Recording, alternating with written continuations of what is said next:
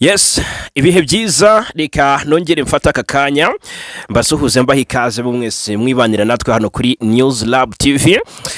Ni muri aya makuru rero yo kuri aya manywa yo kuri uyu wa gatandatu tariki 14 Gashyantare 2026 ibya Repubulika Iharanira Demokarasi ya Kongo ndetse na AFC M23 Leta Zunze Ubumwe za Amerika zibyinjiyemo. Mutese bigenze bite?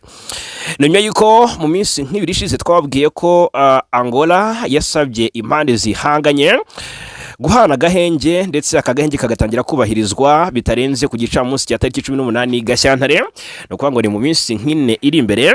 Ubwo rero Angola ikavuga iti buri ruhande nta na rumwe rusabwa kuba ruri kurasa urundi guhera ku gicamunsi cyo ku itariki 18 Gashyantare 2026. Ni ibintu Kinshasa yagize itya iyo by'uburari ivuga ko ibyishimiye cyane ko kandi rwose irajwe ishinga no kubahiriza ubusabe bwa Repubulika ya Angola.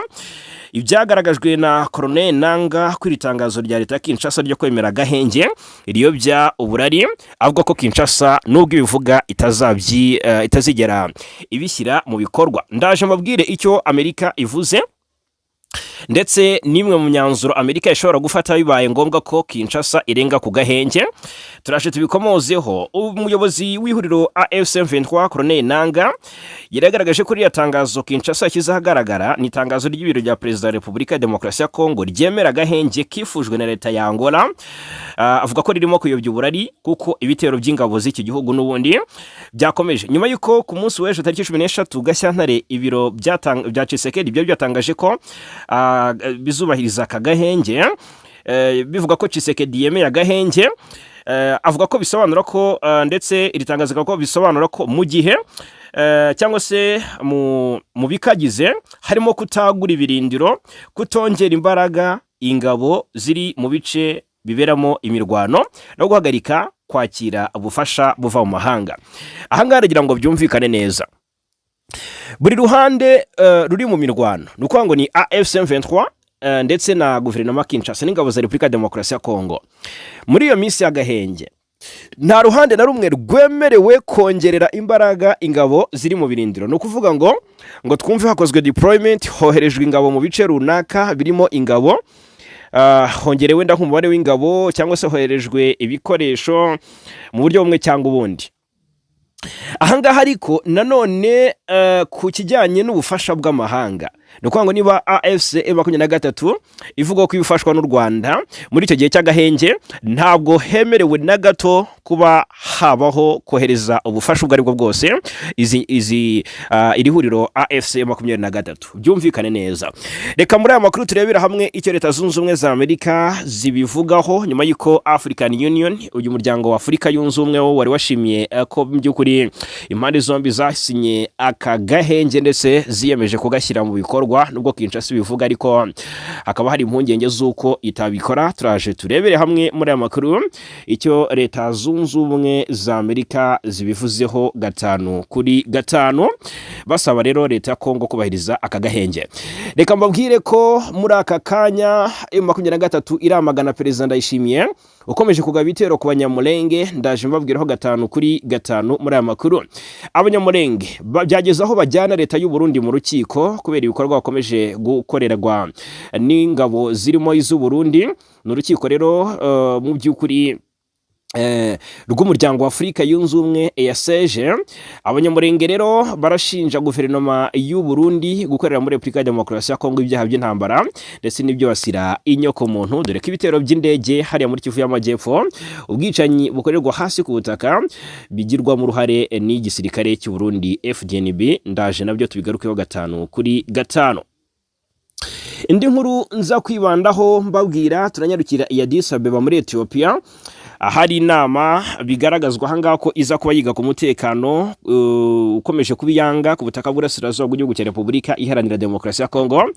Ni inama ya 39 y'uyu muryango wa Afurika yunze ubumwe ndetse ni inama iza kuba irebera hamwe ku mahoro n'agahenge mu ntambara yo mu Urasirazuba bwa Repubulika ya Demokarasi ya Kongo, dore ko iyi nkuru ingaragariza ko ari bimwe mu by'ingenzi biza kwigwaho. Perezida Tshisekedi yageze i Addis Abeba mu nama, hanyuma ariko u Rwanda ruhagarariwe na Minisitiri minisitiri w'intebe.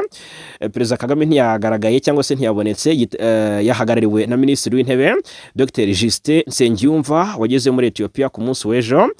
Rero muri iyi nama y'abakuru b'ibihugu ndetse na za guverinoma zigize umuryango wa Afurika yunze ubumwe, nk'uko twahoze tubigaruka mu makuru yacu yatambutse, Minisitiri Dr Justin Nsengiyumva wahagarariye Perezida Kagame akigera ku kibuga cy'indege cyahariya ya Addis Abeba, yakiriwe na minisitiri ushinzwe amahoro yitwa Mohamed Idris, ari kumwe n'umunyamabanga wa leta ushinzwe ububanyi n'amahanga Ambasaderi Beranu Tsegaye. Turanyarukira ku kibuga cy'imirwano, amakuru ari guturukayo ni menshi, turibanda ku yari kuvugwa hitwa ngo ni Buhaya, ni muri axe zegera Pinga ya Warikare. Haravuga urujya n'uruza rw'abasirikare ba M23 kuva mu ijoro ryo kuwa kane rishyira kuwa gatanu, n'amaginga ya ubwoba ni bwose muri ibyo bice. Aya makuru turaje tuyave imuzini muzingo gatanu kuri gatanu. Nongeye kuba ikaze, reka rero mbibutse ko byoroshye cyane gukomeza kwibanira natwe, ni subscribe cyangwa sabone hano kuri News Lab TV, ugakanda like tukabone ko bikunda, ugatanga igitekerezo cyangwa se comment, ukanakanda share cyangwa se gusangiza abandi aya makuru. Ibi byose ariko ukabikora mu gihe nawe ubwawe wumva wanogewe. Amerika yasabye leta ya Kongo kubahiriza agahenge. Repubulika ya Demokarasi ya Kongo na Amerika bimaze iminsi bisa nkaho bitari kumvikana ku ngingo zimwe na zimwe, nubwo habayeho gusinya amasezerano y'amahoro hagati y'u Rwanda na Repubulika ya Demokarasi ya Kongo bigizwemo uruhare na Leta Zunze Ubumwe za Amerika. Ariko ayo masezerano agasinywa harimo clause yo gukorana ku bijyanye n'ubucuruzi n'ubucukuzi bw'amabuye y'agaciro, aho Amerika byagaragajwe ko ariyo donc Trump yabikoze agamije inyungu z'igihugu cye. Ariko Tshisekedi nawe ukunze guhonga amabuye y'agaciro ibihugu by'amahanga ngo bimuhe umutekano, yakomeje kwizirika kuri Leta Zunze Ubumwe za Amerika. Nyamara bamwe mu banyepolitiki batandukanye bo muri iki gihugu cya Kongo bagaragaza ko Amerika itari kubera imfura igihugu cya Repubulika ya Demokarasi ya Kongo, bigera naho rwose Repubulika ya Demokarasi ya Kongo yatangiye no gutekereza ku kuba yakwirebera Ubushinwa ng'abari bwo bakorana, bahana ingurane Ubushinwa bufashe Kongo kubona amahoro, ariko Kongo nayo mu by'ukuri itanga ayo mabuye ku gihugu cy'Ubushinwa gihanganye na Amerika. Iki si cyo nje ngo tugarukeho. Iri tangazo Amerika igize gutya isaba leta ya Kinshasa ikintu gikomeye. Ahangaha ntago hagaragazwa niba na AFC/M23 hari icyo isabwa. Ibi bigasa naho byamaze kugaragara ko Kinshasa yamaze kuba cyakiringiti gitose kituyoroswa itajyubahiriza ibyo yiyemeje. Ubwo rero bikomoje ku nkuru ivuga uburyo umujyanama mukuru wa Perezida wa Leta Zunze Ubumwe za Amerika mu bufatanye na Afurika Masadi Bolosi yasabye ubutegetsi bwa Repubulika ya Demokarasi ya Kongo kubahiriza agahenge nk'uko bwabyemeye ku itariki 13 Gashyantare 2026. Ibiro bya Perezida wa Kongo byatangaje ko Felix Tshisekedi yemeye agahenge kasabwe na Amerika, kasabwe na Angola murambabarira, akaba n'umuyobozi w'umuryango wa Afurika yunze ubumwe ayo. Biteganyijwe ko kazatangira kubahirizwa tariki ya 18 Gashyantare. Byasobanuye ko nubwo Tshisekedi yemeye agahenge atazemera ko AFC/M23 igerageza ibikorwa byo kwagura ibirindiro, kongera cyangwa se kongerera imbaraga abarwanyi bari mu bice biberamo urugamba ndetse no kwakira ubufasha buva mu mahanga. Umuyobozi wa AFC/M23 Colonel Nanga yatangaje ko nubwo leta Kinshasa yatangaje ko yemeye agahenge kasabwe na Angola ikomeje kugaba ibitero ku basivile ndetse no ku birindiro by'iri huriro, ashimangira ko iri tangazo rigamije kubeshya umuryango mpuzamahanga. AFC/M23 yagaragaje ko nubwo leta ya Kinshasa nubwo leta ya Angola itayitumiye mu biganiro byabanjirije itangazo ry'icyifuzo cy'agahenge ndetse ntinamenyeshwe ibikubiyemo, isanzwe ishyigikiye gahunda y'amahoro, avuga ko kandi izakomeza kubahiriza agahenge gashingiye kuri gahunda ya Doha muri Qatar. Masadi Bolosi rero n'umujyanama wa Perezida Trump mu bya Afurika yagaragaje ko yishimiye itangazo leta ya Kinshasa yashyize hanze. Yagaragaza ko yishimiye itangazo rya leta ya Kinshasa ryo kwemera agahenge, ashimangira ariko ko kadakwiye kugarukira mu nyandiko ahubwo ko kagomba no kubahirizwa. Rero ngo ibitero birimo ibya drone bigahagarara. Turashe turebera hamwe aho ibitero byakomeje kwibasira n'uburyo Kinshasa ibi byakomeje nyuma y'uko Kinshasa yari yavuze ko yishimiye cyangwa se igiye gushyira mu bikorwa ibijyanye n'aka gahenge. Noneho Bulosi yagize ati natewe imbaraga no kwemera kwa Repubulika ya Demokarasi ya Kongo icyifuzo cya Angola cy'agahenge, ati ibi ugomba kujyana n'ibikorwa. Impande zose zigomba guhagarika imirwano aka kanya, zirimo ibitero bya drone bikomeje gutwara ubuzima bw'abasivile b'inzirakarengane.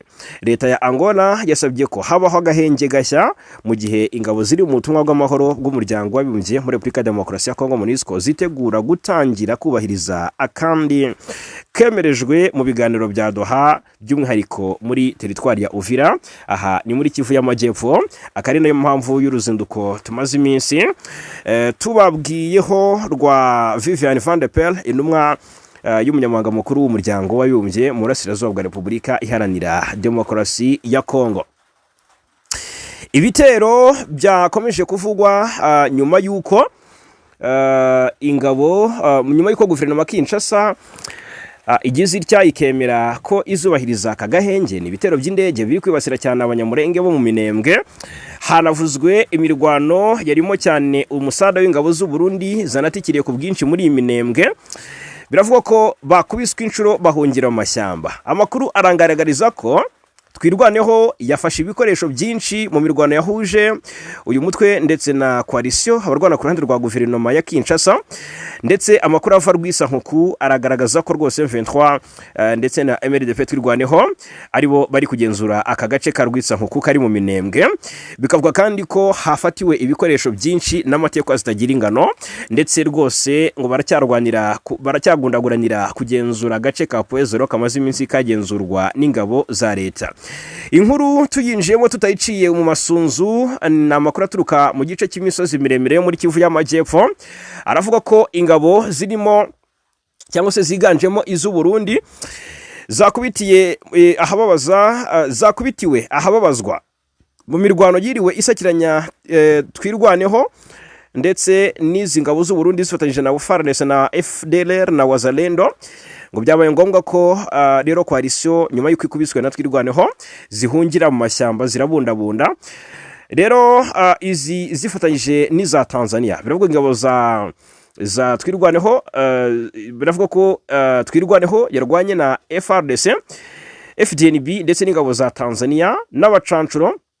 Murabizi ko bamaze igihe kigera ku cyumweru bagaba ibitero ku banyamurenge bo mu misozi miremire. Kwa kane tariki 12 Gashyantare ingabo z'u Burundi zatwitse amasantre atatu. Ayo masantre atatu yatwitswe n'ingabo z'u Burundi FDNB atuwemo n'abaturage b'abanyamurenge. Zanishe abarimo n'umukecuru imyaka 100, ejo twabigarutseho imyaka 101 byari imbere yo kwirara mu myaka y'abaturage zikayirandagura. Ni ibikorwa by'ubunyamaswa mw'abantu mwe. Hanyuma ziriya ngabo zigize ihuriro rirwana ku ruhande rwa leta ya Kinshasa kandi zimaze icyumweru zirwana n'umutwe wa Twirwaneho.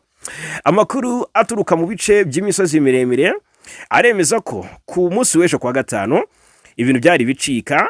Havuzwe ibitero bikomeye by'ihuriro ry'ingabo za leta byaturutse mu duce twa Mukoko, ahitwa Nyaruhinga, ahitwa Karongi, za Bicumbi, Karingi ndetse na Bidego. Ariko ni mbere yuko ingabo zigize coalition nyine ziraswa bikomeye zigahungira mu mashyamba. Ni imirwano kandi Twirwaneho yafatiyemo agace ka Rwisankuku nkuko nabibabwiye. Ubu Rwisankuku rwose ni tombe nkuko amakuru abigaragaza. Andi makuru kandi avuga ko impande zombi zikomeje kurwanira kugenzura agace ka Poezero kamaze iminsi kagenzurwa n'ingabo za leta ya Kongo FARDC n'abambari bazo. Turakira kandi amakuru avuga ko imirwano yo ku munsi w'ejo kwa gatanu yarimo ibitero bya drone. Wumve ko ahangaha ngo drone zibarirwa mu 10 nizo zifashishirwa ahangaha. Gusa Twirwaneho biciye muri Colonel Rugabo Fidel yavuze ko izo drone zamaze kuvugutirwa umuti. Kuvugutirwa umuti rero ni mu buhe buryo? Ni mu kuba ntago ari mu kuba zarashwe, ahubwo yavuze ko asa n'uwumiwe. Ati biratangaje kubona haterwa bombe za drone zirenga 168 mu isaha imwe gusa. Ni bombe 168 mw'abantu mwe zoherejwe mu bice bituwe n'abanyamurenge, kandi zoherezwa mu isaha imwe zoherejwe na drone zirenga 10. Ni ukuvuga ngo drone 10 za FARDC zagabye ibitero zigaba bombe zigera ku 168 mu isaha imwe. Murumva ukuntu byari biteye ubwoba cyane, ndetse n'ibitero ndengakamere by'ubugome. Uyu rugabo yunzemo ko mu ijoro ryakeye twirwaneho ngo ishobora kuba iza kwisubiza Poezero, murambabarira mu ijoro ryo kuri wa gatandatu, ngo birashoboka ko twirwaneho ishobora kwisubiza Poezero yose, dore ko ifite igice kimwe n'ingabo z'u Burundi zikaba handi. Noneho ubwo twirwaneho nyine bivuze ko ishobora kuba ifitiye kamwe mu duce twegera Poezero, ndetse kari strategique gashobora kuyorohereza kwintaringa cyangwa se kwinjira mu buryo bweruye muri Poezero. Hagati aho amakuru akavuga ko Uburundi nyuma yo gukubitirwa ahareba inzega muri imirwano yo kuri wa gatanu, ngo bwahise bwohereza izindi ngabo mu misozi miremire, ni ingabo zo guha ubufasha izatsinzwe. Kubwo rero biteye ubwoba cyane n'impungenge abaturage, kuko izi ngabo z'u Burundi ziri gukora ibikorwa bibi, noneho ziri gukubitwa hakaza izindi, bikomeje gutera impungenge cyane abaturage. Ku mugoroba ku munsi w'ejo nibwo izo ngabo zambutse muri Kongo ziciye mu duce twa Baraka ndetse na Mutambara. Aha Baraka ingabo ziriyo twabigarutse mu makuru yatambutse, uburyo ziri kwicwa n'inzara, bagenerwaga amagarama 200 y'umuceri bakaba batakibona na kimwe cya kabiri. Inzara iranuma mu gisirikare cy'u Burundi cyangwa se mu ngabo z'u Burundi ziri hariya muri axe za Baraka. Umunaniro ni wose kubera kurwana batarya, mbega ibintu biri gufata indi ntera. Ingabo z'u Burundi nibyo ngibyo twazivugaho muri aka kanya. Hanyuma M23 hari icyo yavuze kuri izi ngabo, ndetse itanga n'itangazo ku bitero n'ubundi zikomeje kugaba ku Banyamulenge. Umuyobozi w'iri huriro Colonel Nanga yamaganye uruhare rwa Perezida w'u Burundi mu bwicanyi buri gukorerwa Abanyamulenge mu ntara ya Kivu y'Amajyepfo. Nanga yashyize hanze ubutumwa kuri iyo 13 Gashyantare, ubwo yamaganaga muri rusange n'ubundi ibitero ihuriro ry'ingabo za leta ririmo ingabo z'u Burundi rikomeje kugaba ku basivile, avuga ati AFC M23 ihangayikishijwe n'imyitwarire ya Perezida w'u Burundi, akaba agiye kuba n'umuyobozi mukuru w'umuryango wa Afurika yunze ubumwe. Imyitwarire igira uruhare mu bugizi bwa nabi bukomeje gukorerwa Abanyamulenge. Yasabye umuryango mpuzamahanga n'inzego zo muri Afurika gukoresha ububasha zifite mu gukumira umwuka mubi ushingiye ku moko ushobora gukwirakwira mu karere, ndetse no gutabara abari mu kaga. Leta y'u Burundi ikomeje kohereza ingabo muri Kongo hashingiye ku masezerano ibihugu byombi byagiranye, yaragamije kurwanya imitwe yitwaje intwaro irimo iy'Abarundi nka Red Tabara, FNL Nzabampema ndetse na Forebu. Impamvu zajyanye ingabo z'u Burundi muri Kivu y'Amajyepfo zariyongereye, zitangira kwifatanya n'ingabo za Kongo mu kugaba ibitero mu bice bituwe cyane n'Abanyamulenge muri teritwari ya Uvira, Fizi na Mwenga, cyane cyane muri komine ya Minembwe. Izi ngabo kandi zimaze igihe zarafunze inzira zihuza abatuye muri Minembwe n'amasoko ndetse n'amavuriro mu bindi bice. Umuvugizi wazo Brigadier General Gaspard Baratuza asobanura ko rwose zibikora kubera ko ngo abaturage bakorana n'abanzi. Abarundi cyangwa Abanyamulenge, iby'abaturage b'Abanyamulenge bakorerwa n'ingabo z'u Burundi nabo ubwabo bari kubyamagana, ndetse byatumye rwose Abanyamulenge bajya biyambaza urukiko rwa EAC ruzwi nka EACG, bashinja guverinoma y'u Burundi kubakorera ibikorwa by'ubugizi bwa nabi.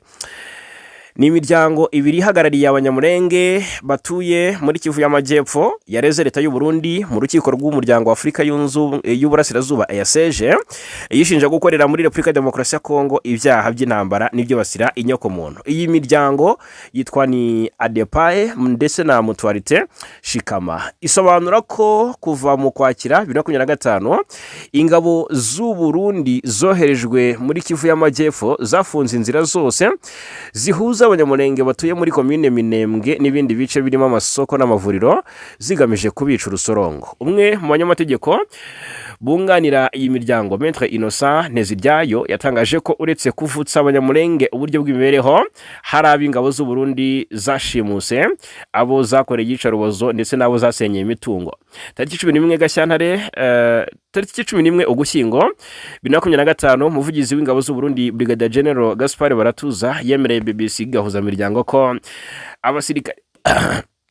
abasirikare babo bafunze cyangwa se bafunze inzira zigana mu Minembwe mu rwego rwo kwirinda ko umujyi wa Uvira byari mu rwego rwo kurinda umujyi wa Uvira zari zikigenzura icyo gihe M23 itarawufata.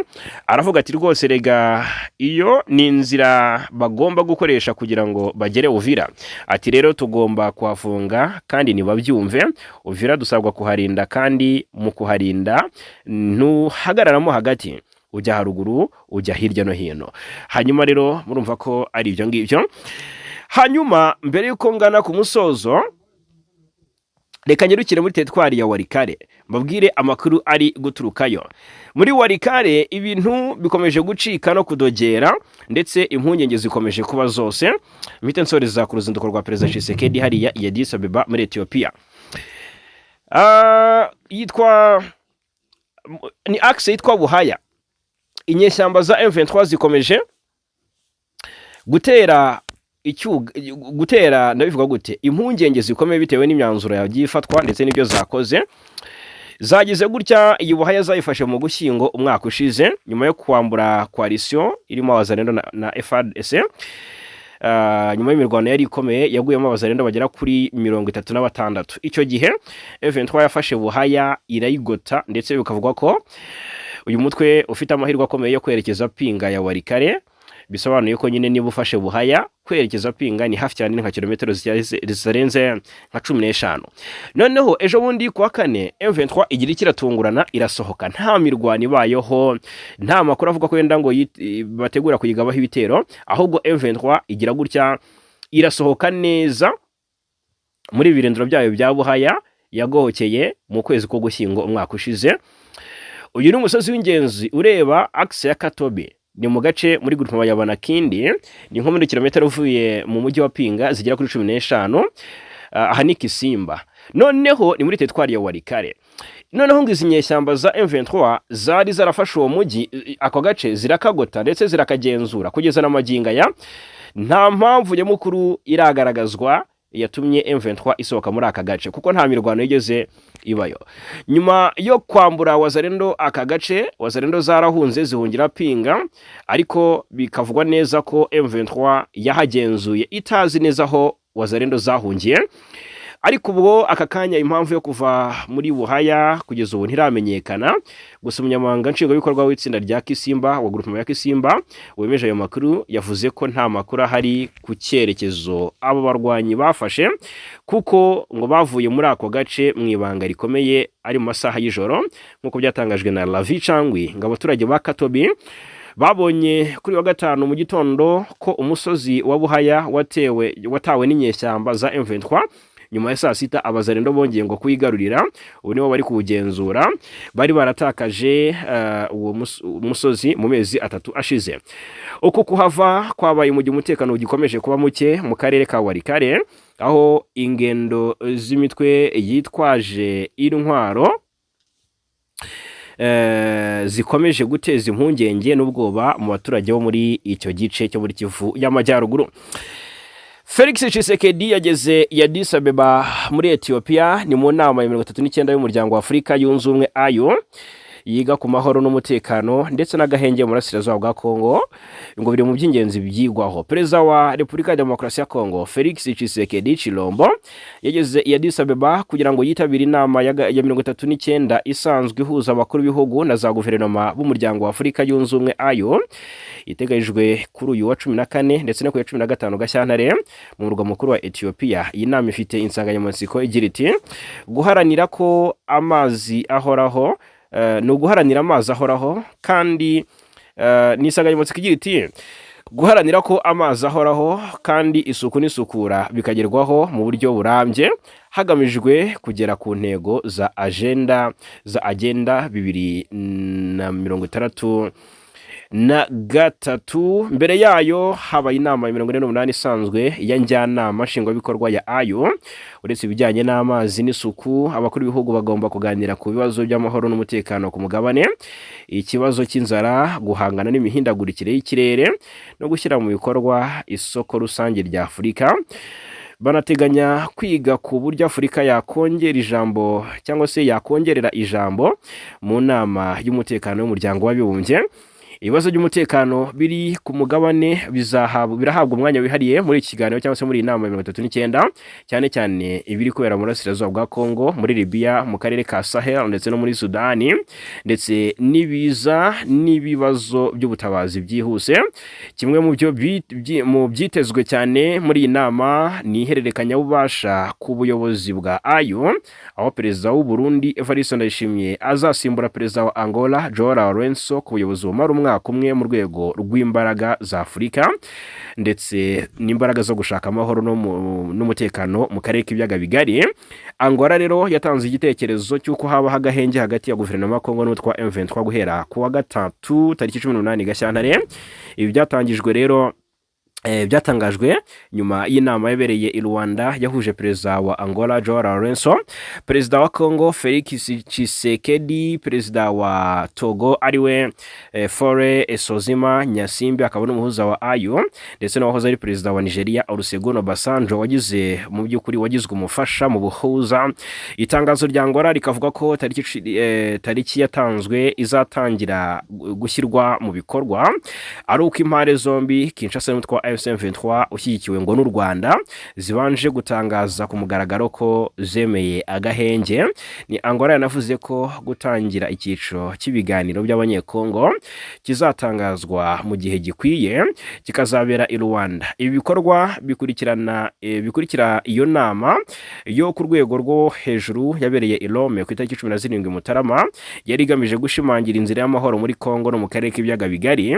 Nyuma yayo AU yasobanuye neza imiterere y'ubuhuza bwayo buyobowe na perezida wa Togo Faure Nyasimbe bufashijwe n'abandi bafatanyabikorwa batanu ndetse n'ubunyamabanga buhuriweho na AU ndetse n'imiryango yo mu karere. Ubwo hari uruhare rw'abafatanyabikorwa mpuzamahanga barimo Leta Zunze Ubumwe za Amerika mu biganiro bya Washington ndetse na Qatar mu biganiro bya Doha hagati ya Kinshasa na M23 AFC. Ku butaka haracyari umwuka mubi ndetse n'ibirego byo kutubahiriza amasezerano hagati y'impande zombi. Addis Abeba, ubuyobozi bushya bw'u Burundi bwatangaje ko mu byo buzibandaho harimo kwihutisha ishyirwa mu bikorwa ry'insanganyamatsiko y'umwaka wa 2026 ku bijyanye n'amazi n'isuku, gukomeza ibiganiro by'urubyiruko ku mahoro n'umutekano no kongera uruhare rw'urubyiruko n'abagore mu bikorwa byo gushaka amahoro mu rwego rw'ikorwa ryiswe gucecekesha intwaro bitarenze 2030. Uburundi ngo bugomba gutangira ku mugaragaro kuyobora AU guhera ku ya 15 Gashyantare uyu mwaka, ni ku munsi w'ejo. Bikaba ari ubwa mbere buyoboye uyu muryango kuva washingwa mu mwaka w'1963 ku izina rya OUA waje guhinduka AU. Reka rero mbabwire ko Perezida Kagame ntago yitabiriye inama, ahubwo yahagarariwe na Minisitiri w'Intebe Dr Justin Nsengiyumva waraye i Addis Abeba muri Ethiopia. Ngaye nguko rero reka mbashimire cyane kuba natwe muri aya makuru yo kuri aya manywa yo ku gatandatu tariki 14 Gashyantare 2026 5 kuri News Lab TV. Turakomeza kuba